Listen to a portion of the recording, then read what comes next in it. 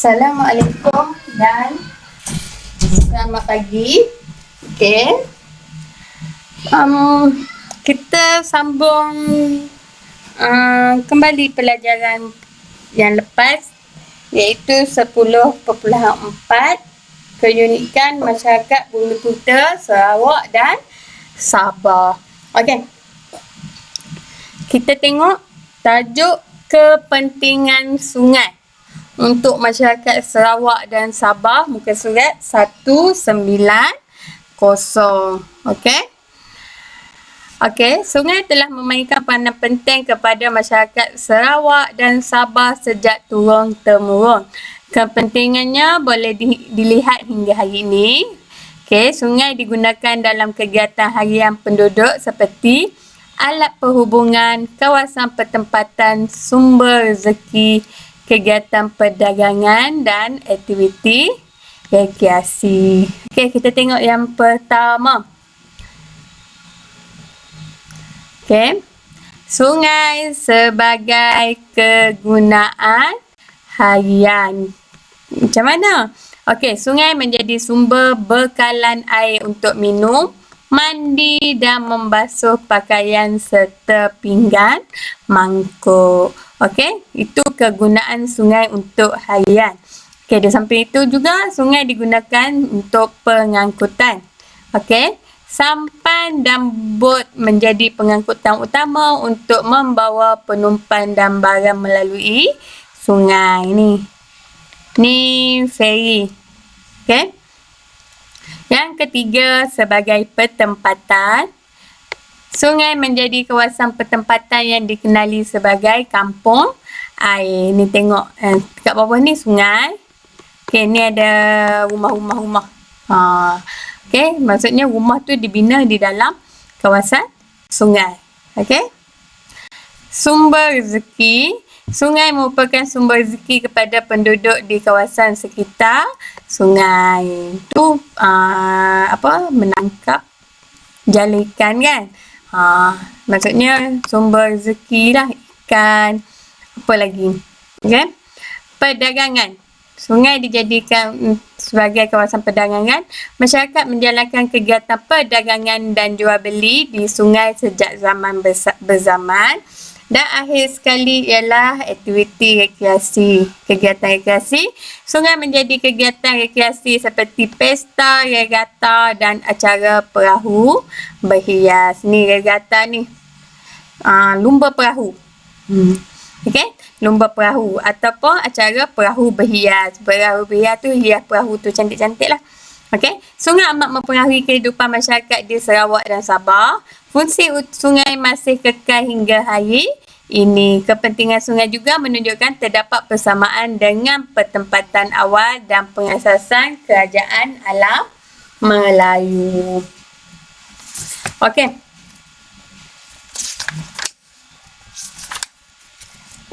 Kita tengok tajuk seterusnya, iaitu muka surat 192. Okey, iaitu kesenian. Okey, 192, tajuk kesenian. Okey, penghasilan barang kesenian merupakan salah satu keunikan masyarakat Sarawak dan Sabah. Okey, barangan yang dihasilkan mempunyai pelbagai kegunaan dan dihiasi dengan pelbagai motif yang menarik. Okey, pada peringkat awal, barang kesenian yang dihasilkan adalah untuk kegunaan sendiri dan dijual secara kecil-kecilan untuk sara diri.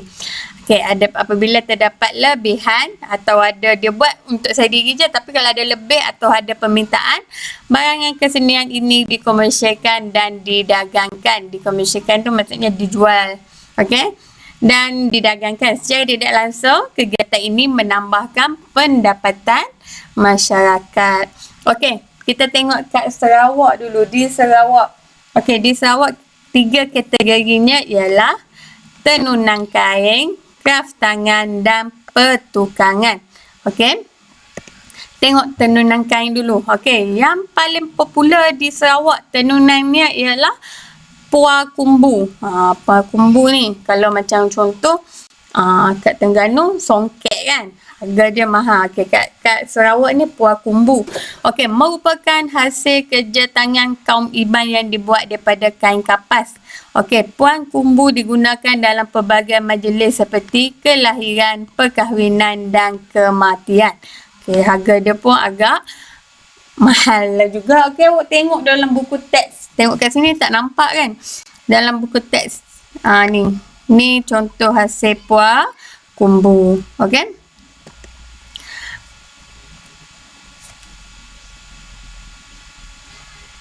Okey. Yang kedua ialah keringkan. Ni puan kumbu ni keringkan. Merupakan hasil kerja tangan kaum Melayu yang diperbuat daripada pelbagai jenis kain seperti kain kapas dan kain sutera. Okey, kain tersebut disulam dengan benang emas, perak dan tembaga. Okey, ni awak nampak. Perempuan ni pakai ni. Tu. Dia sulam dengan benang perak, emas dan tembaga. Okey, itu adalah tenunan kain. Okey, kita tengok kraft tangan pula. Okey, kraft tangan. Okey, sintun duduk dihasilkan oleh kaum Iban yang membawa benih padi, lanji untuk membawa hasil padi dan basun untuk memburu. Okey, ni sintun duduk ni. Bawa benih padi dalam tu. Okey, lanjung ialah untuk bawa hasil padi dan basung ni untuk memburu. Alatan memburu letak dalam ni. Okey. Orang Ulu pula menghiasi bakul mereka dengan manik, simbol-simbol naga, manusia, burung kenyalan dan harimau dihiasi pada bakul yang digunakan oleh golongan atasan. Ni manik ni. Okey. Ni bakul membawa bayi.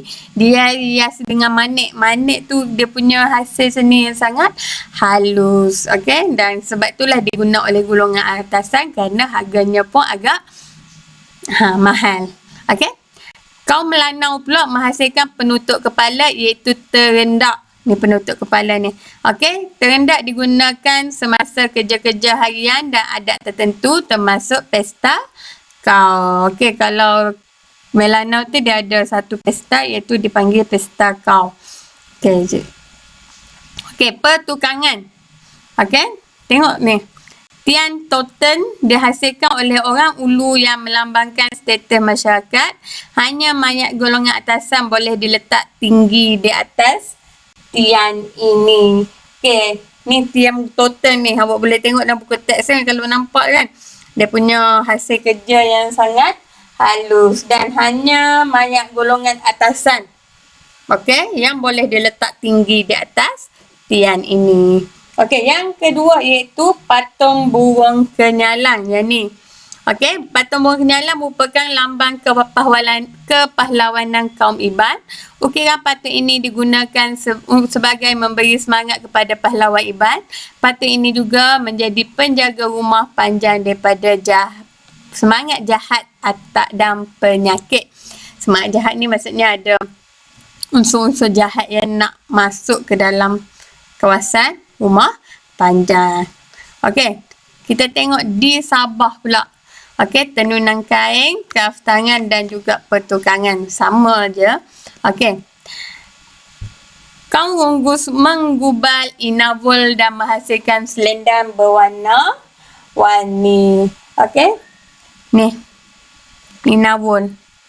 Okey. Kaum Iranam pula menghasilkan kain dastar yang digunakan sebagai tanjak. Tanjak kat mana? Kat kepala tu kan. Okey. Kalau tengok dari segi kraft tangan pula, masyarakat di kawasan pedalaman menghasilkan bakul yang mempunyai pelbagai kegunaan seperti waki untuk membawa barang yang besar, tayin untuk membawa hasil dari kebun dan barang hantaran perkahwinan, dan buan sebagai tempat menyimpan barang. Okey, ni tayin. Okey, ni wakit. Dan ni buan. Okey. Okey, kaum Baja atau Sama menghasilkan pelbagai barangan yang berwarna-warni daripada daun sedan seperti tikar mekuan dan duan, iaitu tudung, saji. Ni tudung saji. Okey, ni daun ni. Okey. Daun sedan yang dikeringkan. Okey, dari segi pertukangan pula ialah kaum bajau atau sama masih mewarisi cara pembuatan barangan besi seperti guruk, bading untuk memotong rumput dan pidak untuk upacara perkahwinan. Ni guruk, ni badi dan ni pidak. Okey. Hasil kesenian masyarakat Sarawak dan Sabah mempunyai keunikan yang tersendiri. Hasil-hasil seni ini digunakan untuk kegiatan harian dan dalam upacara adat tertentu. Okey, kita perlulah menghargai warisan kesenian yang unik dan unggul ini. Okey. Setakat ini sahaja untuk hari ini. Kita jumpa lagi pada kelas yang seterusnya. Terima kasih.